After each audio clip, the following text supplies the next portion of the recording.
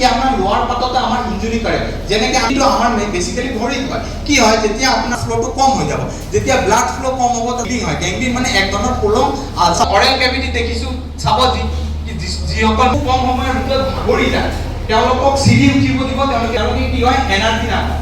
এই দুটা লাঞ্চত চাব, এটা যোনটো মৃত্যুৰ পিছত দেখা গৈছে এইটো নন স্মোকাৰ, জীৱনত তেওঁ চিগাৰেট পোৱা নাই আৰু এইটো চিগাৰেট খাইছে, তেওঁৰ লাঞ্চটো কি হ'ব পাৰে, টিউবাৰকুলোচিছ হ'ব পাৰে, হাই ব্লাড প্ৰেছাৰ হ'ব পাৰে, এইটো খাই দিয়ে। নট অনলি পুৰুষবিলাক, আজিকালি মহিলাসকলৰ ক্ষেত্ৰতো ই বাঢ়ি গৈ আছে।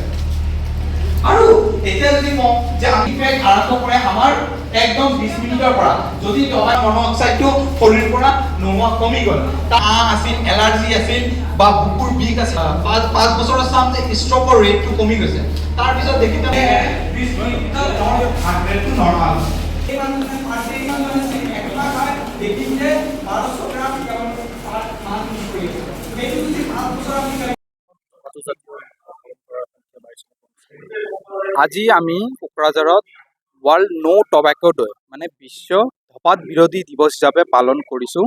আৰু এই অবজাৰভেশ্যনটো আমি কোকৰাঝাৰ চিভিল হস্পিটেলৰ অডিটৰিয়ামত কৰা হয়। ইয়াতে বিভিন্ন কলেজৰ নাৰ্ছিং কলেজৰ ষ্টুডেণ্ট আৰু বিভিন্ন সমাজৰ গণ্যমান্য ব্যক্তিসকল উপস্থিত থাকে। আজিৰ দিনটোত আমি এইকাৰণে ৱৰ্ল্ড নো টবেকো ডে অবজাৰ্ভ কৰিছোঁ। আমাৰ সমাজত টবেকৰ প্ৰভাৱ ইমান বেছি পৰিমাণে বাঢ়ি গৈ আছে, ই আমাৰ কাৰণে এক ভয়াৱহ ৰূপ লৈছে। যদি আমি কোকৰাঝাৰৰ কথা কওঁ, আমি কোকৰাঝাৰৰ দেখা পাইছোঁ যে এৰাউণ্ড আমাৰ 48% মানুহে টবাকো ইউজাৰ্ছ আছে।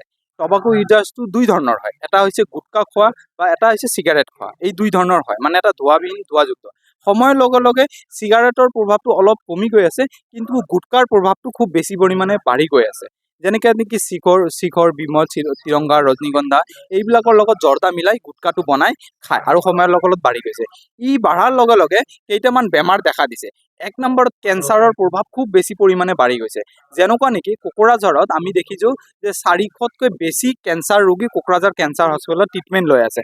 তাৰ 90% ৰোগীয়ে কিন্তু আমি দেখিছোঁ যে টবাকো ইউজাৰ্ছ।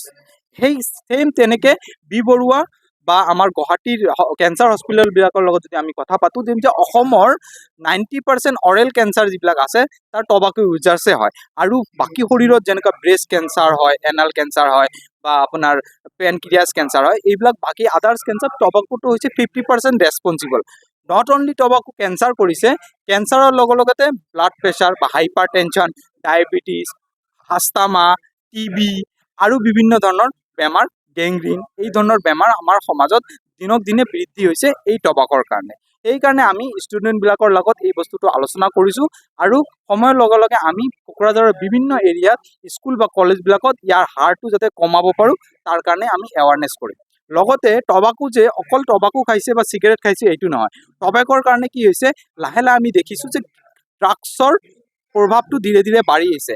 আমি দেখিছোঁ যিবিলাক ড্ৰাগছ ইউজাৰ আছে তাৰ 78% ইউজাৰ্ছে আপোনাৰ ড্ৰাগছ ষ্টাৰ্ট কৰাৰ আগতে যিকোনো প্ৰকাৰে টবাকে খাইছে, এইটো চিগাৰেটে হওক বা খৈনীয়ে হওক বা গাঞ্জাই হওক। তাৰপিছত তেওঁলোকে নেক্সট ষ্টেপত আমাৰ ড্ৰাগছ কৰে। আমি দেখিছোঁ ড্ৰাগছ কি ভয়াৱহ ৰূপ লৈছে, যাতে সেই বস্তুখিনিক আমি আগতে ৰোধ কৰিব পাৰে। সেইকাৰণে টবাকৰ পৰা আমি ষ্টাৰ্ট কৰিছোঁ, যাতে টবাকোটো ৰোধ কৰোঁ, ড্ৰাগছটো লাহে লাহে ৰোধ হৈ যায়।